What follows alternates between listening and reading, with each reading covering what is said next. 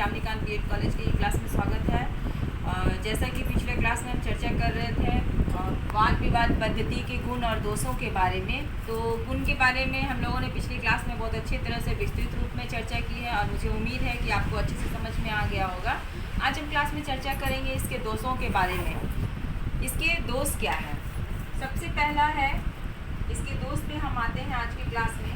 तो निरर्थक वाद विवाद में समय नष्ट होता है।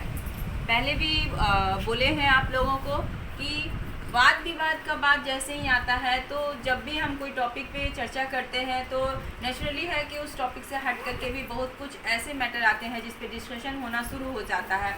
आप कभी डिस्कशन में भाग लिए होंगे तो आप बहुत अच्छे से समझ में आ रहा होगा आपको कि वाद विवाद जब होता है तो उसमें जो है समय बहुत ज़्यादा लगता है, क्योंकि प्रत्येक व्यक्ति का जो है, प्रत्येक छात्र हो या फिर टीचर्स हो, उनके व्यू अलग अलग होते हैं, तो उसके अकॉर्डिंग जो है वो समय ज़्यादा लगता है।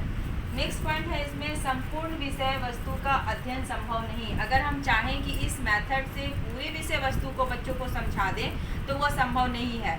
उसमें पर्टिकुलर किसी एक ही टॉपिक को लेके, एक ही समस्या को लेकर के हम बात कर सकते हैं, एक ही पहलू पर चर्चा कर सकते हैं। अगर हम प्रत्येक पहलू पर चर्चा करेंगे तो फिर उसमें काफ़ी समय लग जाता है, जो कि संभव नहीं हो पाता। नेक्स्ट है इसमें कि सभी अध्यापक जो है कुशलतापूर्वक वाद विवाद का संचालन नहीं कर सकते।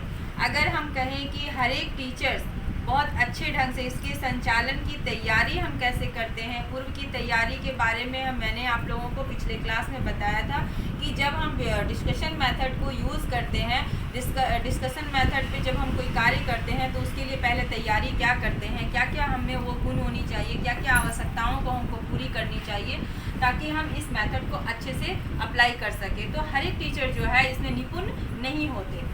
नेक्स्ट है, यह पद्धति समय अधिक लेता है। सिंपल सा है कि यहाँ समय बर्बाद होता है, यानी कि समय अधिक लेता है।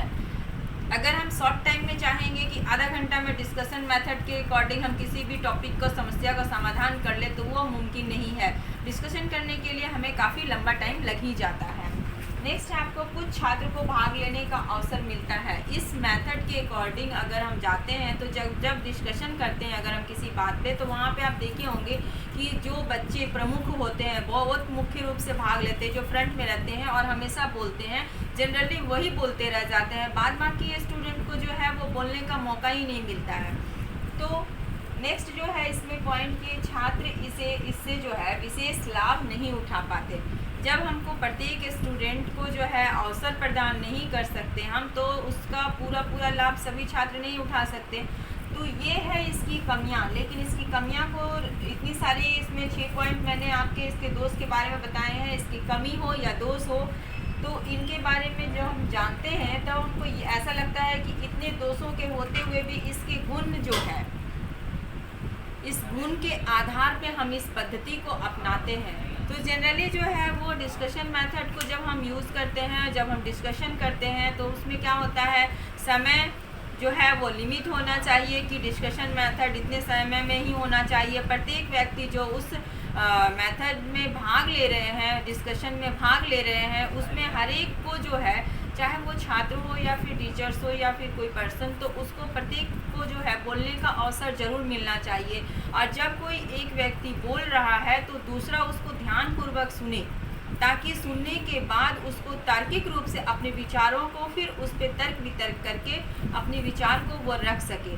तो यहाँ पर देखते हैं कि शांतिपूर्ण से अगर हम ढंग से सुनते हैं, बातों को रखते हैं, समस्या हमारा पाठ्यक्रम से संबंधित होता है, प्रत्येक छात्र को उसमें भाग लेने का अवसर मिलना चाहिए। अगर ये सारा चीज़ अगर हमारा पूरा होता है तो हम अच्छी तरह से वाद विवाद संचालन को कर सकते हैं। इस पद्धति का संचालन हम अच्छे ढंग से कर सकते हैं। तो यहाँ पे हमारा ख़त्म होता है आज का मेथड, डिस्कशन मेथड। तो मुझे उम्मीद है कि आज की क्लास से आप लोगों को ये पॉइंट जो मैं दिखा रही हूँ इसको ध्यान से देखिए, इस पॉइंट को लिखिए। ये है गुण और ये है दोष, वाद विवाद पद्धति के गुण और दोष। इसी के साथ ही कंप्लीट होता है हमारा डिस्कशन मेथड। नेक्स्ट क्लास में हम नेक्स्ट टॉपिक पे चर्चा करेंगे। आज की क्लास में इतना ही। Thank you.